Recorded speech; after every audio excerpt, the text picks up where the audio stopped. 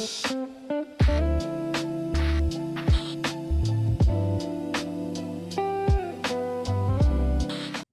right, you want to see some of the shit I got from China? The China Hall. Yes, please. Oh my god. This is from Tiananmen Square specifically. I got a bunch of buttons. A bunch of Mao Zedong buttons. Our tour guy Sally said the dream of 1.4 billion Chinese is to go and see the flag raising ceremony in Tiananmen Square. I got this one too. It's like a commemorative coin, 1966, 1967. It's even in the like Topps trading card, like, you know, like status. It's official, it's real. But the craziest stuff was actually the things that fans gave me. This one is a collection, a DVD collection of Mao Zedong songs. Look. And then a whole bunch of different, I bought this myself, but it's the tiniest. It's the tiniest red book I could find. There's even tinier ones. I'm sure, man.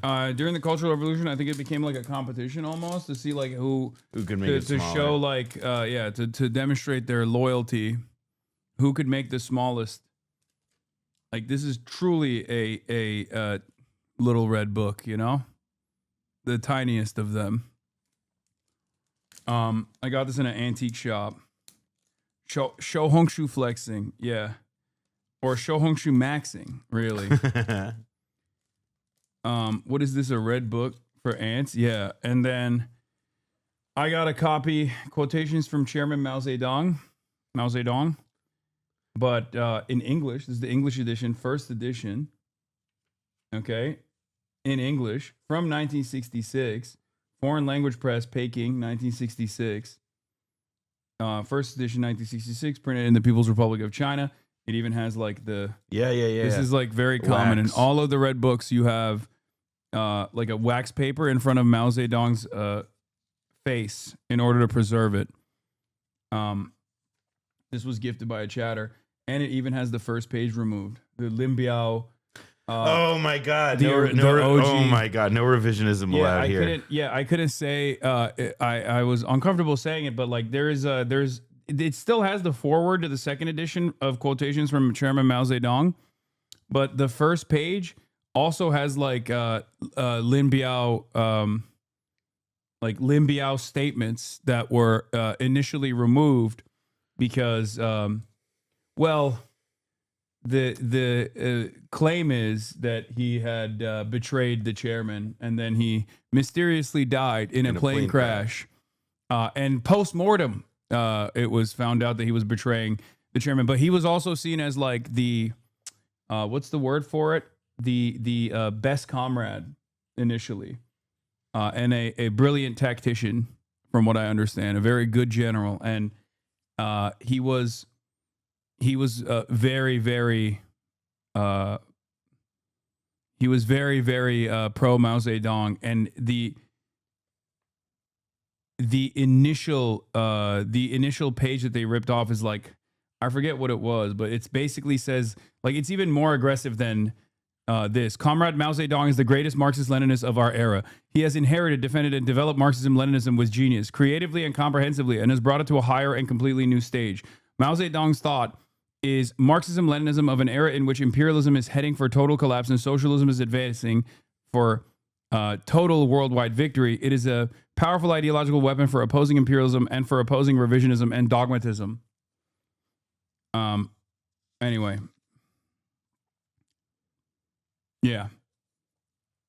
He was also OPS in Dynasty Warriors 3. That's crazy. That's insane. Oh yeah, the first page is, I think, it says study Chairman Mao's writings, follow his teachings, and act according to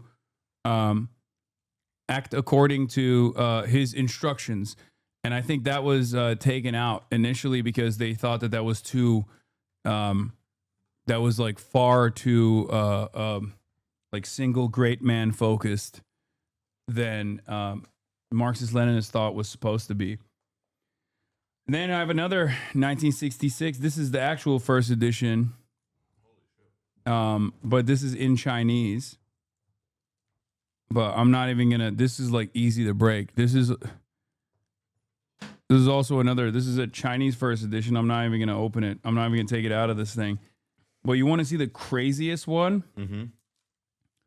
So this is a little booklet commemorating the first ever Chinese designed and Chinese engineered bridge in Nanjing. Okay. And this, I think, is an incredibly rare historical artifact because that's Mao Zedong's writing. What the fuck? Yeah, that's his signature and his handwriting. And it's written in like it's literally written in ink. Like it's not like a copied point of his like calligraphy or anything. A fan gave that to me when I was he intercepted the high-speed rail that I was on going to Shanghai from Beijing. And yeah. That's crazy, man. Yeah, I don't know. I mean, I didn't know what it was initially. And then I was looking at it with a Chinese content creator who was doing my like Bilibili and Xiaohongshu Q&As, and she read it, and I forget, it's about like development in the fuck. Did y'all see that? Yeah, lights went in and out. That was weird. But it's like, it's super, super duper rare from what I understand. Yeah, man. You should take care of that. Yeah, I know. That's crazy. And then, Holy shit. we got an anti-imperialist book of songs. Also Maoist anti-imperialist book of songs. And then this one was really cool too. This is Deng Xiaoping commemorating the One Country, Two Systems. Hail, the government of the People's Republic of China resumes the exercise of sovereignty over Hong Kong. Whoa. Okay, Yeah. so turn that around. Show that to them. Yeah, 1997. Got a picture of Deng right there. The day July 1st, 1997, when the government of the People's Republic of China resumes the exercise of sovereignty over Hong Kong, marks the end of the humiliation subjected to the Chinese people in the past century and a new era for Hong Kong.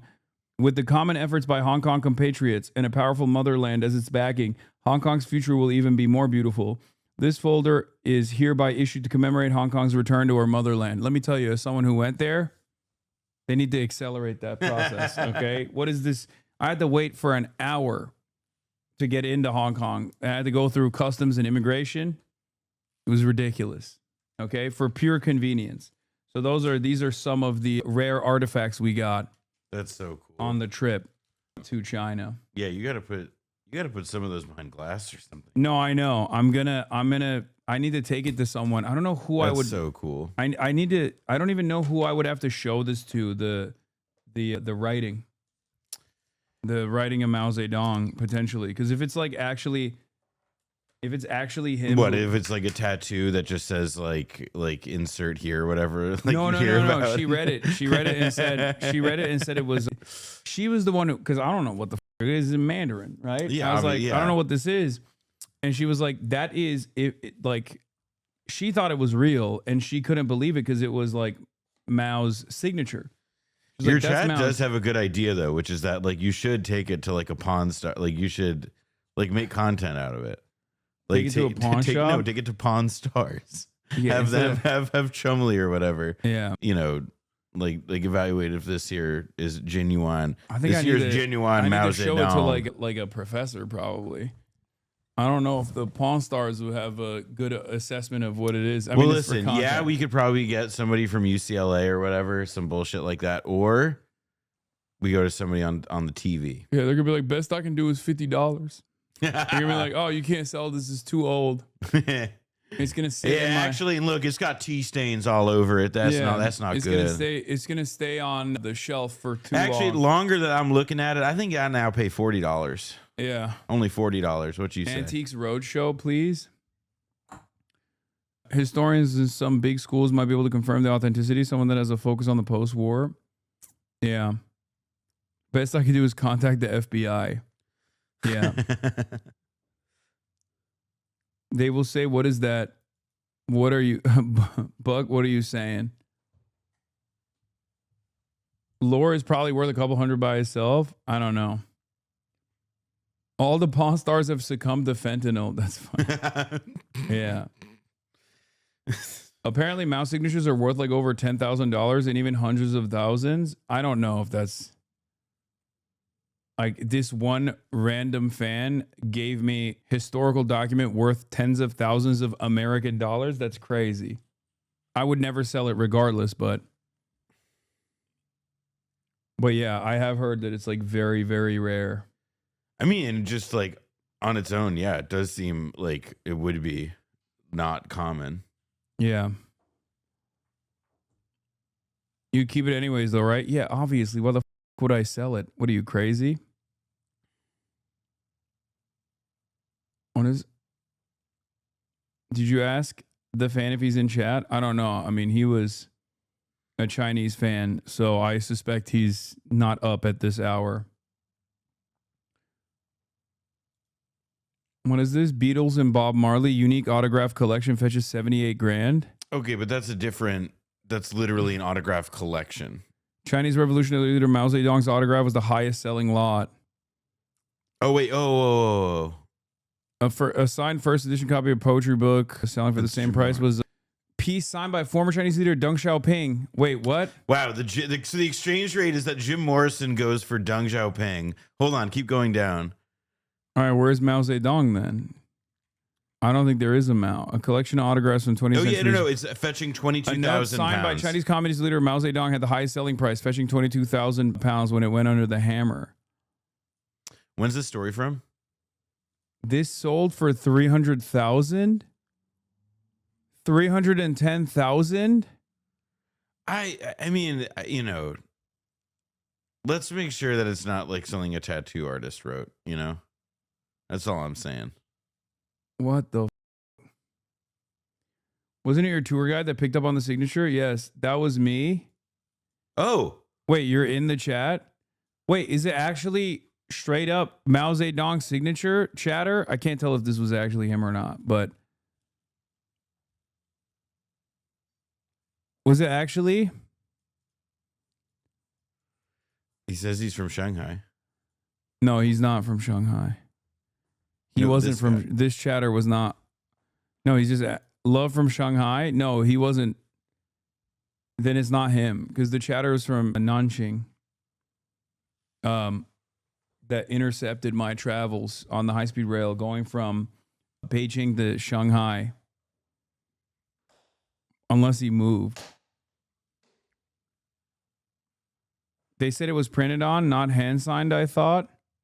No, it looks like handwriting. Yeah, it looks like handwriting. It doesn't look like it was a print. I asked what drip he got on.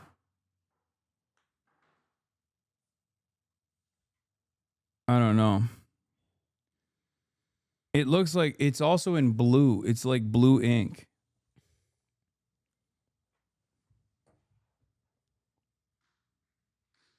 Did you realize that owning legit Mao Zedong stuff that's worth 300K is the ultimate test of whether you're a true socialist or capitalist after all? It was the auto pen. Same 1996 version. Went for 250K. Oh, little red book signed by Chairman Mao sells for 250 grand. The first edition was a gift to the wife of Pakistan's foreign minister. Yeah, that's a little different though. This is the one that I have. This is the book that I have, but this one is literally signed by Mao Zedong. That's the exact same one that I have. Mao only signed in red ink, somebody says. This is literally not signed in red ink. Also, this is also a different signature than the, like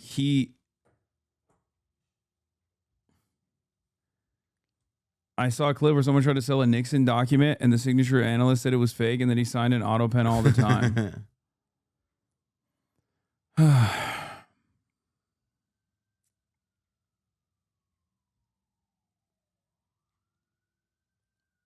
Anyway. Come on, send it back to the chatter. He probably didn't know what it was worth. That's what I was thinking. Wait, has he responded? No. He just said that was me. I think this is a different chatter. It's easy enough to verify.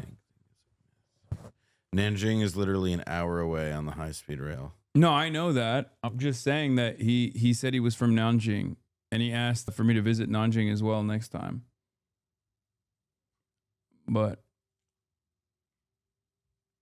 you should get it authenticated. I mean, it literally does not look like it just looks like it was written by pen. It doesn't also have like it could just be like a recreation or something, or it could be just. I mean, like, that was my initial thought to me. Like, it just that seems like such a Mao signing something seems crazy. But it's like it's a different handwriting than what you said, like a signature thing that looks like a like. No, this just means Mao Zedong. Like that's his name. No, but the way it's written is like it looks like somebody like carefully took their time to like write it. Exactly, like which is to say they didn't just autograph it.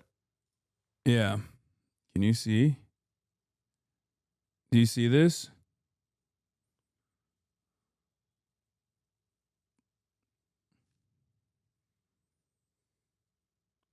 And it's like, it looks like it's not printed. And instead, it looks like it's written by hand.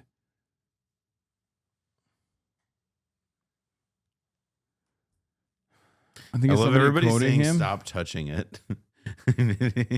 Put your hand behind it like those beauty influencer products. Yeah, maybe someone just like wrote it and said that it was a Mao quote maybe, and then wrote Mao Zedong underneath it instead of signing it. Have ChatGPT analyze it. What the f does ChatGPT know about this? Yeah, chat. That's a really funny suggestion. Yeah. ChatGPT, is this Mao Zedong's real handwriting?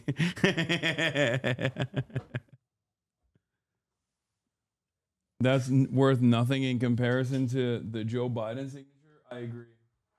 Bro, Joe Brandon. Joe Brandon is my favorite revolutionary communist. Joe Brandon, 2 corn pop. Grok Hasan is woke. Chinese here, I think this is just someone writing a quote by Mao, to be honest. Yeah. It's all in neat Chinese print. No flair on the name would indicate a signature at all. That's what I it just says, yeah, it's not a signature. It's just, it says Mao Zedong at the bottom. Oh, of it. somebody has a thing like, hold on. Is that what it says? As for why, that thing that begins as for why?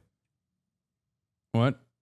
The guy with the Mao quote. Like somebody posted the Mao quote. As for why we should change what is promising for me, this question must be clarified. If it's not clarified, it's very dangerous. We must be thorough and genuine. Mao Zedong. I don't think that was a quote, but maybe it is.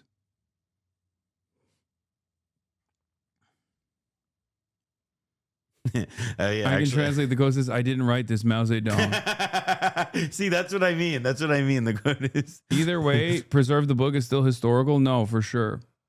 Now that shit going in the trash. No, of course I'm going to preserve it. I think it just, yeah, it starts with Lenin is right. You're right. It does have, it does mention Lenin in the beginning.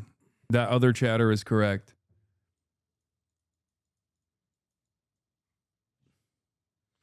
Apparently translates to this. Why did Lenin speak of exercising dictatorship over the bourgeoisie? That is the actual quote. Yes, that's what I remember. Why did Lenin speak of exercising dictatorship over the bourgeoisie? This question must be thoroughly understood. Lack of clarity on this question will lead to revisionism. This should be made known to the whole nation. And then underneath it says Mao Zedong. I like the idea of carrying that quote around in particular as like a thing to wrestle with. Yeah. Does your friend know you abuse animals like horses and dogs? Yes, we do it together. That's why he's here. So we can abuse more animals together. We just had some chicken too. Specifically chicken that was abused.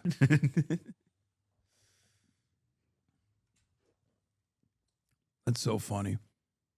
It seems like someone was quoting him about the bridge, I guess. Bye-bye.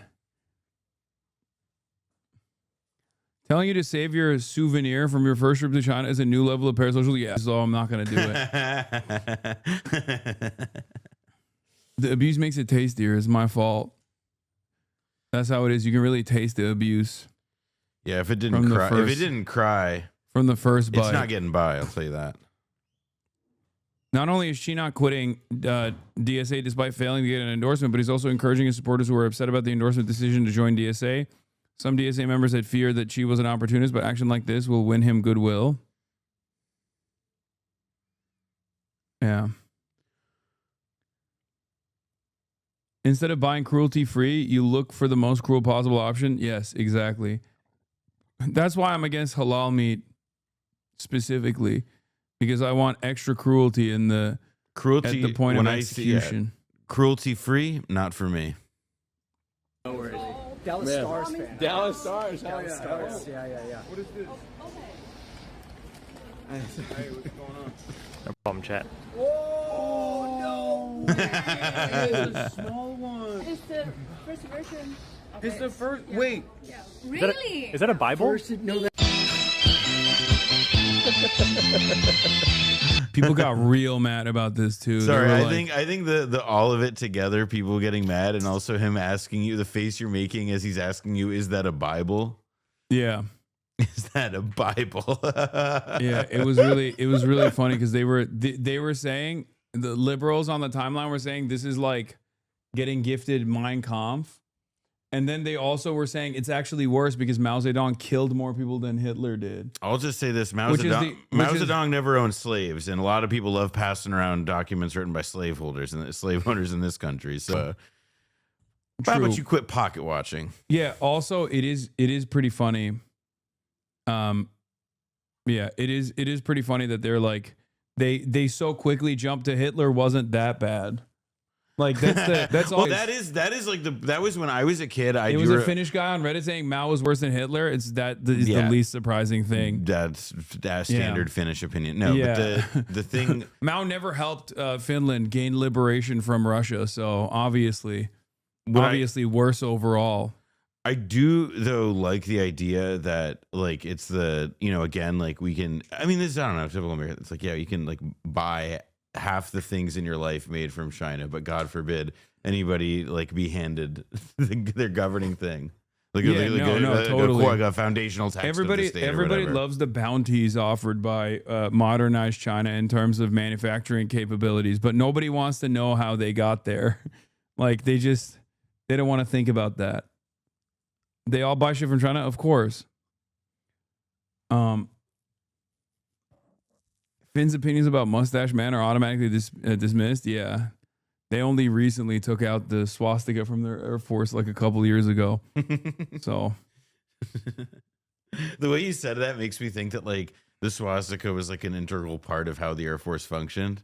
Like, oh yeah, we just didn't know how to use planes without it. That's why we kept it. Yeah. It helps with the aerodynamics. It's like, it's like the wings, it's the whole thing. Anyway.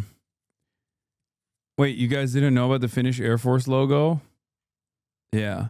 Their cope was that it was before Nazi Germany, so that's why it was there. Except it was there because of the same guy that also was a Nazi. There's got to be like some like barrier, like not the like I don't think they call lines of longitude parallels. I don't know, maybe they do.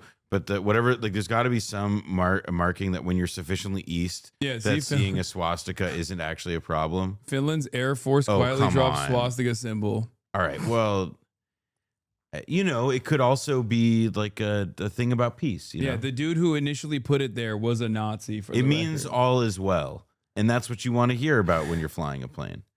I mean, when I went to Vietnam and stuff, like when you're in a Buddhist country with a lot of Buddhists, that's different. That's what I was saying. It is different. Like, there's got to be a certain point on the map where you're like okay, here it's fine. First of all, but over here it's kind of. I think it's also the reverse. Yeah, that is true. It faces the opposite direction. Although I will tell you, man, it's still like a little bit like you're walking down the street and you look like, huh? Yeah. Like, my eyes. There's like one around the corner for me on a Buddhist temple in New York, so I shouldn't be such a delicate sunflower on this. Yeah, no, there's still the reverse swastikas all around Buddhist temples in America too. But that's just like I mean I gotta say it, like I do, and this is obviously also partly like the photos that the journalists are selecting for this article. But like when you see the swastika on a propeller plane and the photo is color, it does make you go like, huh. You know what Yeah. I mean? Like it's Yeah, that's like weird. It's like I thought this was from a bygone era. exactly. It's Things like, that are flying shouldn't have like this on you it. know, it's like when like how like when like Lenny Riefenstahl died in like the 2000s. I was like, wait, what? She was allowed to make it this. It's anachronistic. Yeah. Oh yeah, they have the Japanese naval flag today also still uses the old imperial Japanese flag, the flag of the rising sun, which is also seen as a Nazi flag in China, but many dumb Westerners think is cool. Yeah. I mean, yeah, that's not a good one to have around. It's a little red book. It is basically. The Little Red Book? The little red book. It's the red Bible is what it is. Okay. Yeah, Some may say more important than the Bible. Some may. especially over here. Yep. Yeah, I know. That's crazy. Okay, these were incredible. Well, they weren't very rare at the time, but this is a red book. Okay, quotations from the chairman Mao Zedong, and this is an English version from I guess from 1966. Okay, so initially they actually started printing these. I mean, there were so many that they printed of these, and I think by this point they did not want the English versions to be English. Yeah, in the late 1970s, a series of official directives ordered a thorough demalification. Copies were to be withdrawn from circulation, and foreigners were not to be given any copies. By 1979, over 100 million copies were destroyed, replaced by the selected works of Mao Zedong. To be printed, so they tried to secure all the copies back. They were trying to get as many of the copies of the English versions back as possible. Bro, it's because they had done 720 million copies, and that's the time period where they also had made like smaller and smaller versions of the Red Book as well. So many that they printed of these, and I think to secure all the copies back, they were trying to get as many of the copies of the English versions back as possible. And this is really, really special. Thank you. So that's crazy. Wait, what's your name? Doomer, we will. What? Look at you saying thank you, receiving Thank you a so gift much. like a grown This up. is incredible. Wow. This is literally what I talked about on the stream like the first day. I was like, I want one of the English copies of the OG Red Book. I already did describe the first page. The first page was the Lin Biao. The Lin Biao statement about Mao.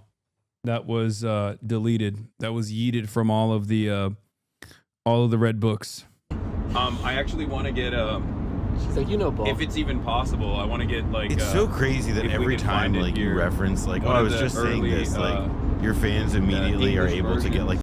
like chapter and verse. Yeah. I'm like, oh well, here's where he was, where he expressed. Like, he said the other day, he Yeah. said he was hungry, and here at like 1:46:32, here's him describing his hunger. Jesus. This So is that's no, what no, you're no. missing. No. I have the foreword of the second edition. There's another page on top of that. This study Chairman Mao's writings, follow his teachings, and act according to his instructions is the first that's page. like ready. Oh, so they ripped that page. But the Comrade Mao Zedong is the greatest Marxist-Leninist of our era that still exists. In the foreword, the foreword still exists, but the calligraphy of this is ripped from all of the books.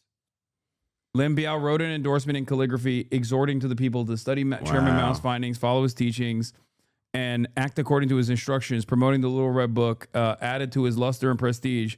And by 1969, he was named as Mao's successor. Also, you got that from I think it was the Alexander Cook book, The People's History of the Little Red Book is where this quote is from originally, where it traces the history of the Little Red Book and how it became an international phenomenon. Yeah. But that's holy nerd. How do you keep this? Sniped Lamau. Yup. Yeah, that's a passage from that book. But yeah, that's where I found out about. That's where I learned about the deleted page and everything. Lin Biao, the perfect comrade, the perfect marshal. Anyway, Seems like you're doing commodity fetishism, sweetie. It's true. But yeah, people were... It's not commodity fetishism when you do it for stuff that you like, okay? Yeah. That's how it works. When that one girl in Hong Kong showed you the Chinese edition, you said there was something you couldn't talk about it then. Can you talk about it now? No, that's it. That's what I was saying. This is the passage that they ripped off. Bro, you came on such short notice this time. Before you arrived, there was almost no word on Chinese internet about your trip to China. My friends and I in Shenzhen are all eagerly looking forward to your next visit to China. No, I'll be back. It's just regular fetishism. And hers still had it in her first edition, the calligraphy of Lin Biao saying, study Chairman Mao's writing, follow his teachings. Anyway. But yeah, what you asked, I don't care. Not, also, I love the way, not sure how much stock should be put in this. Yeah, I don't Let give me a tell you shit. how much stock. None. None. ChatGPT, here's this blurry video of my favorite streamer showing off his book. What's the provenance of the text in it? Yeah, he ran from giving me an actual quote from a book to giving me a ChatGPT response. I think he something tells me this person knows what they're doing. Yeah, they didn't ask DeepSeek, bro. What's up? Anyway, will you keep streaming on Bilibili? I will. I was streaming on Bilibili the entire time I was there. Oh, that's cool. Yeah. What was that one Hong Konger talking about? You were unable to. First of all, he called himself Hong Kong Chinese, and he corrected me for saying he was Hong Konger because that has a different connotation in Hong Kong. Because if you're from Beijing, you say like you're Beijinger, right? In English. But when people say they're Hong Kongers, that means that they are like separatists specifically. And what do you call it? He was saying that that's not the case, that he says he is Hong Kong Chinese. And then the other thing was like he was just telling me about the history of Hong Kong, like the colonial history of Hong Kong. And the bodyguard literally tried to stop him from explaining shit to me. And I was like, don't do that. I don't know why. The Chinese bodyguard from Hong Kong literally tried to like put his hands on him when this one chatter from Hong Kong was explaining to me like the separation of like the Chinese and how the island was like the mainland part of Hong Kong that's connected to mainland China was where all the poor Chinese lived. And they were all basically servants to the colonial outpost that was on the island side of Hong Kong. Because security doesn't want fans to linger. No, I don't think that was the case. Or maybe he didn't understand. Maybe you're right. Shout out to Calvin. No, it wasn't Calvin. It was the other bodyguard. What's the bodyguard state assigned? No, if he was also assigned by the Chinese state, I don't think he would mind the Chinese chatter talking, singing the praises of mainland. I think he was just he didn't want anybody disrespecting the legacy of white people talking to you. Yeah, no, that wasn't that wasn't the case. What was the big deal with Mao? When I was in school, he wasn't described as well as you act towards him. Oh, you mean in the United States of America, people don't sing the praises of Mao Zedong? That's so crazy. Yeah, no shit. It's same with Stalin. Yeah. Or Lenin, or even Marx, really. They say Marx, they act like Marx was single-handedly responsible. They're like, oh, Karl Marx and his ideology killed 700 billion people. Well, yeah. Well, and like, I mean, the whole like victims of communism thing, like in general, there's not like when, you know, also like it like is, I mean, you can't be a communist, like a self-declared communist and like rise to like levels within American government. You can't be a union leader still and be an open communist. It's illegal. Like, yeah, literally, like they have. It's literally in the books. They say like no dice. Yeah, it is literally in American law illegal to be a union leader and a self-avowed communist. But you know what? They didn't say that about communism too. Yeah, that's true. When we have communism too, this doesn't apply. Yeah, but in Texas, it is illegal to run as a communist. It's also... Well, in Texas, it's illegal to run. I mean, have you seen the shape of those people, folks? Damn. But the National Guard, the Texas National Guard, in a dire state in general. All right, here's China posturing apparently against the Philippines or something. I don't know. China's Foreign Minister Wang Yi has added to tensions with Japan over a remark on Taiwan made by its new prime minister, calling it shocking. Wang is now the most senior Chinese official to comment publicly on the issue, which has shaken relations for more than 2 weeks. In a statement posted on the Foreign Ministry's website on Sunday, Wang said Japan was crossing a red line that must not be touched. accusing Prime Minister Sanae Takaichi of attempting to intervene militarily over Taiwan, and that it was shocking for Japan's leader to openly send a wrong signal.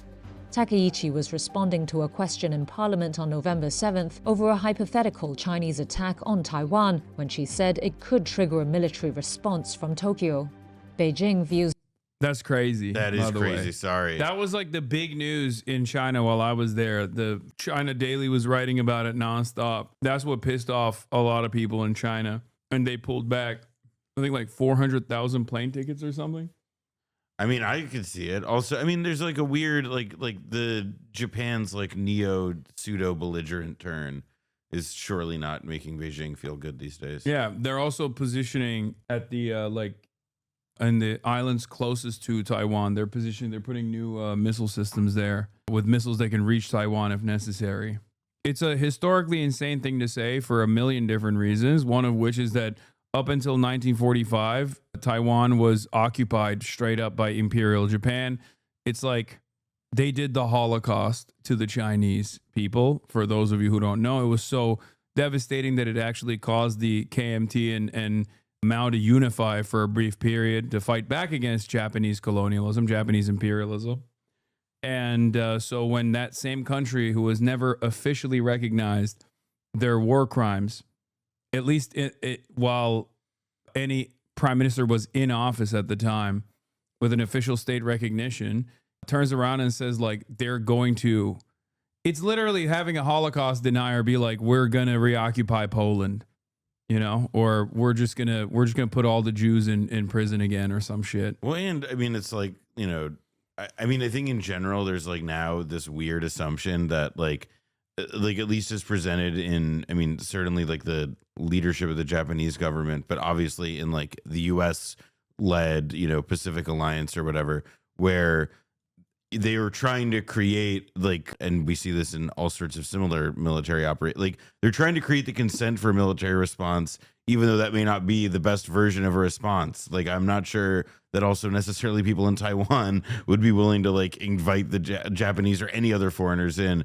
to participate in some protracted foreign war over an alleged Chinese sea. Like, the whole thing is such a goofy, like abstracted, like, I mean, it just seems like nationalist posturing of the worst kind. Yeah, China reminded Japan that it's an international law that any of the UNSC Security Council members can declare war unilaterally on any of the defeated fascist states in World War II if they became militaristic again.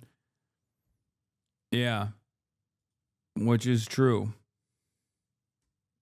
Those islands are also Chinese territory occupied by Japan after the 1895 Sino-Japan War, which was also when Japan colonized Taiwan. They were given back to Japan in the 70s by the US to basically threaten China. Well, now there's also, and like it's the like China, Japan, like / like Filipino like axis of conflict is also sort of generating at the same time that China's like working to improve relations with, you know, Vietnam, the other country that it like very heavily competes for influence with in like the stretch of the Pacific. To me, again, the thing I just don't really understand is like what the Japanese end game with this is.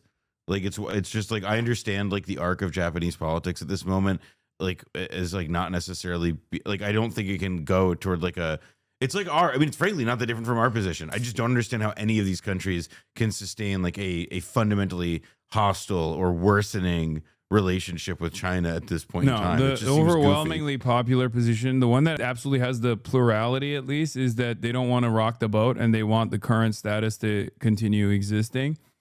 The unification status is much less popular than continuing with status quo in Taiwan. And this is like, you know, Western and Taiwanese polling. It's not like these guys have any interest in making it seem as though that would be the popular position.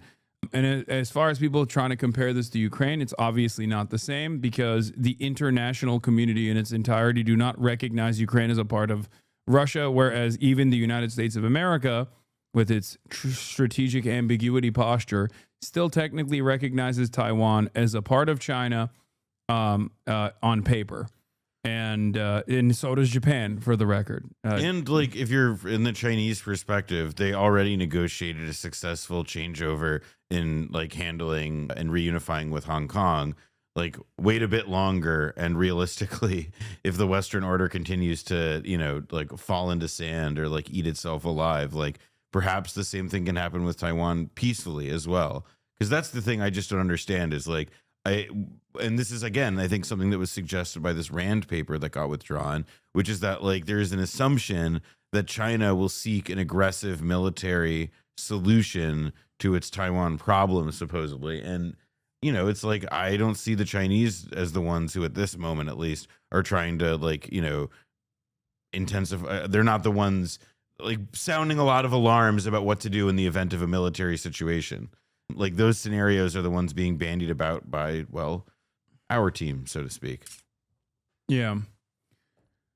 China's never invaded any country. That's That's true. just not true. Sorry. That's not true. You're wrong. I mean, they held a big L in Vietnam. Yeah, man, that was not such a good moment for them. Yeah. When you were talking about just thinking about Takeichi's rhetoric from the perspective of China and what they've seen in the last 100 years, it broke through like a lightning bolt. Oh, yeah, of course China would not appreciate how they're talking about Taiwan. It's like if Germany was talking about military action in Poland or some shit again. Yeah, exactly. Well, and like it's also the other piece of this is that Japan has been demilitarized since, the 40s. And that is starting possibly to change, in a very slow and kind of tectonic way. It's illegal in their constitution that we wrote for them to have a standing military, but they do have a self-defense forces. And yes, under American leadership, Japan is starting to remilitarize anyway.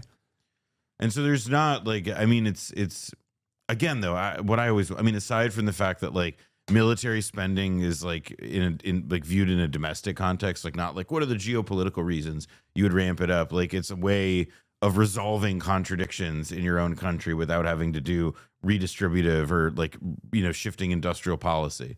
Like it's a way of, at least as I view it, like it's a way of like preserving and not really up existing regimes of accumulation.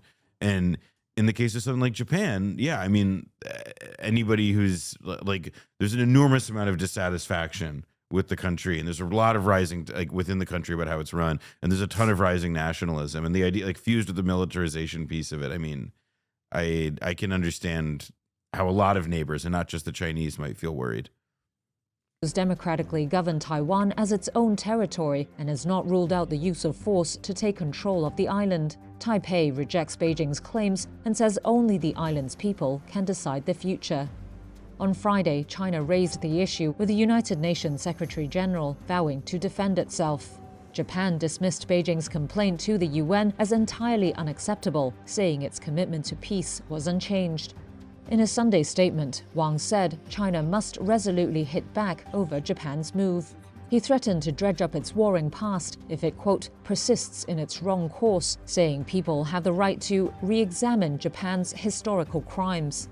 After the G20 leaders' summit on Sunday, Takeichi did not comment on Wang's statement, telling reporters only that Japan remained open to dialogue. It is interesting, though, when like liberals will look at like a far right. I think she's also a Holocaust denier too, if I'm not mistaken. Like the Japanese, a total freak, and be like, no, she's her embrace of defense of Taiwan is actually brilliant and beautiful, and also China. And it's like that's just like a psycho far right figure that you're riding for. What the? I like it doesn't seem like the Japanese people are also especially co-sign this stuff, let alone, frankly, like I have a funny feeling that the Japanese political establishment, especially the visa stuff, because China can issue, it's not like this isn't like all symbolic or they can do stuff to each other, especially China. We need Reiwa Shinsengumi to make significant gains in the next election. This is the GOAT, I think, right? This is the guy, right? Chatters. Yep. Taro Yamamoto from Battle Royale. Oh, he's an actor. Mm-hmm. He's like a very famous actor and probably one of the loudest socialist anti-imperialists in Japan right now. Battle Royale mentioned. Yep. Like I would go so far as to say he's and listen, no disrespect to the JCP, but these guys are the real deal. I thought you were gonna meme about the deer guy. No. Anyway.